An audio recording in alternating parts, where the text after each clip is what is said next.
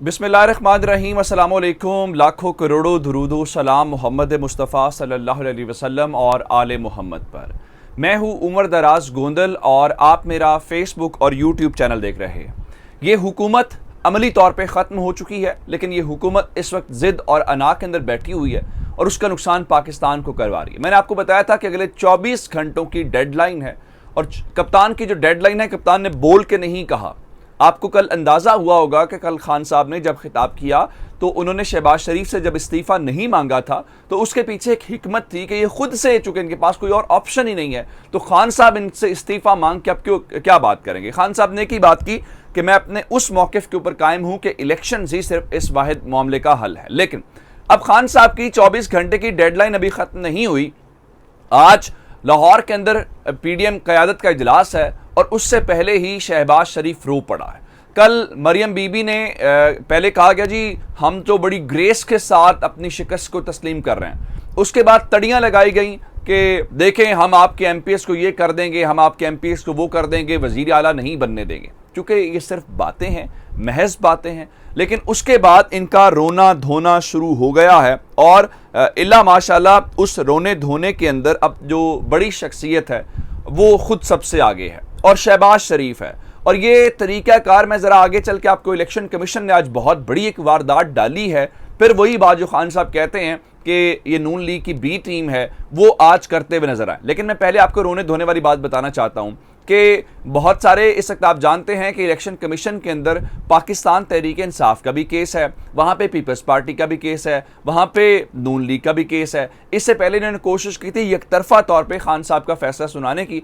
जो foreign funding case है उसका फैसला तो महफूज हो चुका है, लेकिन अभी तक सुनाया नहीं गया। लेकिन इस्लामाबाद हाई कोर्ट ने कहा था कि लेवल प्लेइंग फील्ड होना चाहिए, सबका फैसला एक साथ होना चाहिए, जिसके बाद वो मामला रुक गया।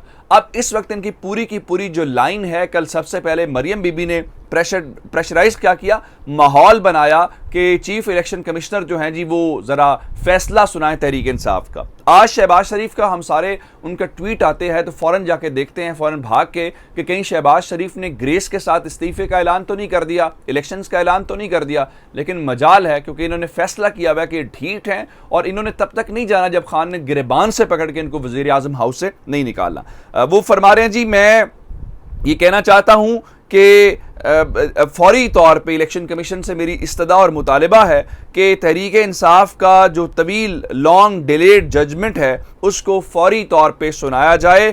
और उसके अलावा फिर कहा जी इमरान खान इदारों के ऊपर जो है वो हमला आवर हो रहा है। इमरान खान इदारों के ऊपर हमला आवर नहीं हो रहा, बल्कि इमरान खान सिर्फ और सिर्फ उन इदारों के ऊपर जो आपकी बी टीम का रोल प्ले कर रहे हैं। अब ज़रा मैं आपको बताना ये चाहता हूँ कि पाकिस्तान तहरीक इंसाफ ने बड़ी सादा सी बात की है। उनका जी हमें फॉरेन फंडिंग केस का फैसला सुनाने के ऊपर कोई एतराज़ नहीं है, हमें सिर्फ एक एतराज़ है कि तमाम सियासी जमातों को इक्वल फुटिंग्स के ऊपर रखा जाए, यानी बाकी सब का भी केस का फैसला सुनाया जाए, सिर्फ तहरीक इंसाफ का फैसला न सुनाया जाए। अब इस सारी सिचुएशन के दौरान मैं जो दीगर मज़ीद ख़बरें आपको देना चाहता हूँ वो इलेक्शन कमीशन की वारदात। आपको याद होना चाहिए कि खानेवाल की सीट से पाकिस्तान मुस्लिम लीग नवाज के एक MPA न्याजी फैसल न्याजी ने इस्तीफ़ा दिया था और वो इस्तीफ़ा स्पीकर कौमी असम्बली ने मंजूर किया, जिसके बाद वो साहब इमरान खान से मिले और तहरीक इंसाफ में शमूलियत का फैसला कर लिया। अब ये पहली बार ऐसा हुआ है कि एक शख्स कहता है कि मैंने इस्तीफ़ा दे दिया और वो स्पीकर से मिलता है, अपने इस्तीफ़े की उसने तस्दीक कर दी है, लेकिन पाकिस्तान का इलेक्शन कमीशन कहता है कि नहीं ये मुझे बददियानती लग रही है, बदनीयती लग रही है, तो मैं इस इस्तीफ़े को कबूल नहीं कर रहा। आज चीफ इलेक्शन कमिश्नर ने फैसल न्याजी का इस्तीफ़ा मंजूर करने से इनकार कर दिया, क्योंकि प्रोसेस ये होता है कि पहले रुकन इस्तीफ़ा देता है, उसके बाद वो मामला स्पीकर के पास जाता है, स्पीकर उसको अप्रूव करके प्रोसेस के लिए आगे इलेक्शन कमीशन के पास भेजता है कि आप इसको डी नोटिफाई कर दें। लेकिन अब चूंकि आप जानते हैं कि वोटिंग का प्रोसेस है, तो उस वोटिंग प्रोसेस के दौरान ये चाहते हैं कि जितनी जल्दी हो, भाई जिसने आपकी पार्टी छोड़ दी है, जो इमरान खान से मिल चुका है, वो उस दिन क्या हाजिर होगा इलेक्शन के लिए? जाहिर बात है वो नहीं आएगा, लेकिन ये उसको सिर्फ डी सीट करवाने के लिए, सिर्फ उसको डिस्क्वालीफाई करवाने के लिए कि जनाब देखें ये इसने वज़ीर आला का वोट नहीं दिया तो ये इलेक्शन कमीशन को इस्तेमाल करे। अब मुझे ये बताइए कि ये क्या है?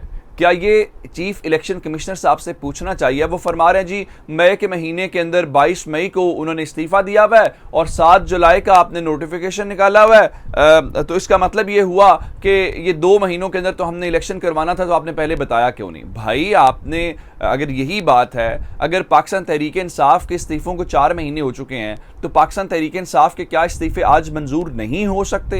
यानी ये क्या बात है? इसका मतलब तो फिर ये हुआ आप कह रहे हैं कि आप तहरीक इंसाफ के इस्तीफों को 2 महीने से ज़ायद का वक्त गुजर चुका है तो हम उसको मंजूर नहीं करेंगे। ये पैमाने आपके ठीक नहीं हैं। आप बुनियादी तौर पर वारदात डाल रहे हैं और वारदात ये है कि आप नून लीग का जो इस वोट बैंक है उसको महफूज करना चाहते हैं। अब जरा मैं आपको एक और खबर दे देता हूं कि पिछले चंद घंटों के दौरान पाकिस्तान को अरबों रुपए का टीका लगाया। भला किस चीज़ ने?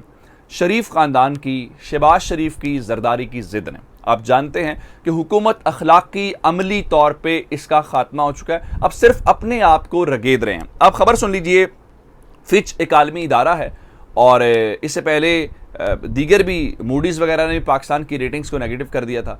अब फिच इकनॉमिक रेटिंग्स करता है कि किसी मुल्क की इस इकनॉमिक स्टेबिलिटी क्या है, उसका रेट क्या है, उसकी रेटिंग्स क्या, उसके अकॉर्डिंगली उसको लोन्स मिलते हैं, उसके अकॉर्डिंगली कंपनीज वहाँ पे इन्वेस्ट करती हैं। फिच ने आज पाकिस्तान का जो आउटलुक है वो स्टेबल से नेगेटिव कर दिया है, यानी मुस्तहकम से मनफी कर दिया है। और बताया गया है फिच के मुताबिक कि 2022 से जो सियासी सूरत हाल है उसने पाकिस्तान के माली हालात के ऊपर असर डाला। अब इसका क्रेडिट किसको जाना है? यानी एक ऐसा मुल्क जो 6% की ग्रोथ के साथ जा रहा था, जिसको स्टेबल कर दिया गया था, जिसकी रेटिंग्स पॉजिटिव हो गई थी, उसके साथ इन्होंने किया क्या कि आज पूरी दुनिया हमारे साथ ये कर रही है। और ये फिर कहेंगे जी हम मुश्किलात कम करने आए हैं, हम रियासत बचाने आए। भाई आपके पास गया कौन था? क्या जो मौजूदा, क्या इमरान खान जिस दिन हुकूमत में था उस दिन ये रेटिंग थी? क्या उस दिन डॉलर का? अब ज़रा डॉलर पे आ जाते।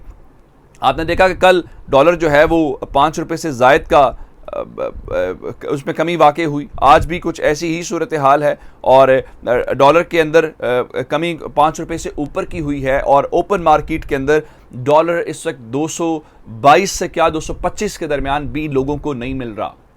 और ओपन मार्केट के अंदर आज एक बार फिर डॉलर के कदर में इजाफा हुआ है और इस कदर में इजाफे के बाद डॉलर की आज पाकिस्तान में इंटर बैंक के अंदर जो कीमत है वो 221 रुपये हो गई है। शहबाज शरीफ हुकूमत आने के 4 महीने के अंदर आज डॉलर की कीमत के अंदर 38 रुपये इजाफा मजमूई तौर पर हो गया है और इमरान खान की हुकूमत के 4 साल के दौरान 58 रुपये मजमूई तौर पर इजाफा हुआ था। लेकिन ये फिर भी तजर्बाकार हैं, ये मैशत को संभालते हैं, ये आपको कोई बताएगा नहीं। अब ज़रा इसका, जब आपके डॉलर का 1 रुपये की भी कदर उसकी बढ़ती है तो इसका मतलब ये होता है कि अरबों रुपए पाकिस्तान के ऊपर कर्जा बढ़ गया है, आपकी करेंसी डी वैल्यू हो गई है। सिर्फ कल और आज के दिन 10.5 रुपये के आसपास पाकिस्तान की जो करेंसी है उसकी कीमत गिरी है। अब इसको क्या कहेंगे? अब ज़रा मैं आपको एक और ख़बर दूं। आज एक अहम एक और इंकशाफ हुआ है और इंकशाफ ये है कि शीरी मज़ारी साहिबा ने ये बताया है कि उनके बेडरूम से एक वॉइस रिकॉर्डर मिला है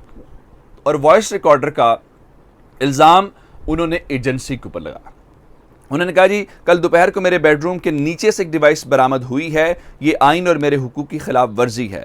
मेरे एक मुलाजिम का फ़ोन आया कि एक चीज़ मुझे मिली है, हमने सोचा कि USB है, हमने तहकीक कराई तो पता चला कि एक अमेरिकन मॉडल का वॉइस रिकॉर्डर है।